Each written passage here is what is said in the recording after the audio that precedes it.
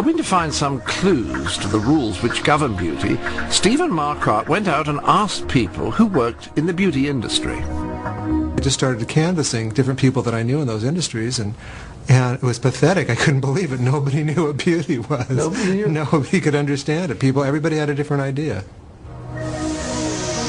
Everybody had an opinion about what beauty was, and a lot of people's opinion was it's kind of a ethereal oneness with the universe, if you will. And when they told me ethereal oneness with the universe, it's like, hey, whoa, wait a minute, I'm a surgeon. That's not going to help me out. So I kept looking. Stephen wanted to see if people could agree on anything about beauty, so he did his own study. He got photographs of 18 very different women, and then asked people from all over the world to say which they found more and less attractive. We had people rank these 18 faces according to what they thought was most attractive to least attractive. They found the faces up here most attractive. Then as we came down here, they found them less and less attractive until we get down in this area, when they found them barely human looking. Some of these patients were taken out of medical textbooks that were published years and years ago, and today no one would ever get this bad before they were treated. And these are all real people. They're all women between the ages of about 14 and 24 to 30. This is the entire range of human visual appearance of the faces, and we try to include everything in our study. And astoundingly, everybody in the world, within about 97%, ranked these 18 photographs exactly the same. We thought people from Asia would have a different concept, and it was very consistent all through the world. It didn't make any difference whether somebody was 4 years old or 80 years old. They ranked them the same. It was just astounding. What this study suggests is that there are some things we can all agree on, some universal rules of beauty. So what are some of these universal factors that hold true for all beauty? Let's start by looking at babies. Babies seem to generally be considered very attractive. So I started studying babies' faces, and I wondered if there was an ideal face for a baby, and it turned out there is. There is an archetypal face, not only for the adult, but there is one for the infant, too. But baby's beauty is quite different from adult beauty. This baby looks wrong, doesn't he? It's because he's got an adult face on a baby's body. For some reason, the medieval artist Giotto didn't give this face a baby's proportions. Babies judged attractive tend to have plump cheeks, rosebud lips, and enormous eyes, all scrunched up together in the center of the face. It's these proportions that release our protective instincts. Now that is beautiful! Does he hunt? No. Good, because I can't wait to protect him. It's that helpless, nurture-me look that men eventually learn is what makes babies attractive. What's certainly true is that good-looking babies often stay good-looking. Out of earshot, I could hear people, the grown-ups saying, "Oh, he's very good-looking. He's just like his father. He's just like his mother." When was that? When do you remember that? I think I was probably 4, 5. He didn't understand it, but there was something about your look. There was something that was right about you. Crystal's here today from Play. Look at these teenagers. The baby face features, large eyes, rounded cheeks, and full lips are still judged attractive, but a lot's changed. They become attractive in a different way, not in a parental nurturing way, but in a sexually attractive way for a mate. When did you realize that you were beautiful? I realized that other people thought I was beautiful. Around 13 or 14, I started noticing that the behavior of others around me changed. If we're talking about female beauty and standards of female attractiveness, the two largest predictors are youth and health. Dr. David Buss studies human mating behavior.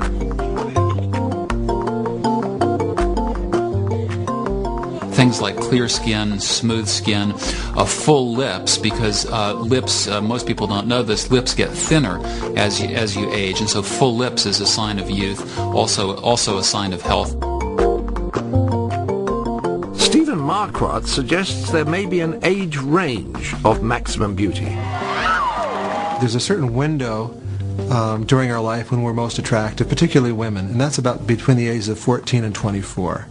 That's they start menstruating at 14, they're ready to reproduce, and that correlates and coincides with their highest window of attractiveness, physically and particularly facially.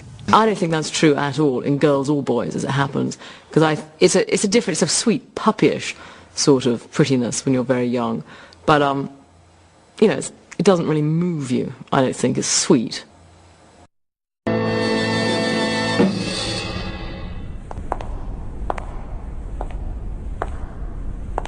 Stop there, if you please, Mr. Merg.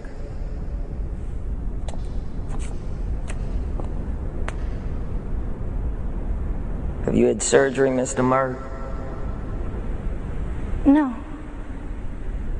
Do you have scars of any kind? No. Wipe off your lipstick.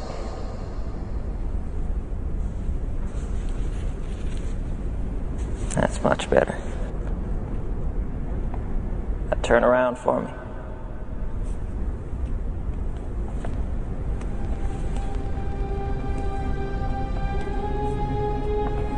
Very nice. You move well. Tell me something. How old are you, Mr. Merg? 15? Holy Mother of God. I think I got prettier in my late 20s, certainly, than in my early 20s. Whereas, you know, convention would have it, you look at your best when you're 17, then go off the boil from then on. Scientists, however, suggest that although there may be individual differences, basically youthful features advertise sex.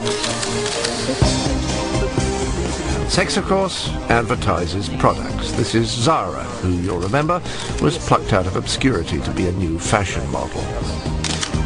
Zara's now much in demand, but why? What is it about her face that people find so compelling? The scientist, Dr. Stephen Marquardt, thinks he knows. The question is going to come up for you with people. What is attractive about you? You are attractive, and people will tell you you're attractive. And the reason you're attractive is you have the components of both the adult beautiful face and the baby's beautiful face, which is really interesting. It's very unusual. What it does is incorporates not only the adult beauty of the high cheekbones and the pretty nose, nice shape, and a nice forehead, a nice jawline, but also the slightly retruded chin and the Cupid's bow upper lip. She has a very short upper lip like a baby, and a Cupid's bow upper lip like a baby, and the retruded chin of a baby, and the lower jaw features of an infant, which is very attractive, combined with the adult features of the high cheekbones, pretty nose, beautiful skin. See? Thank you.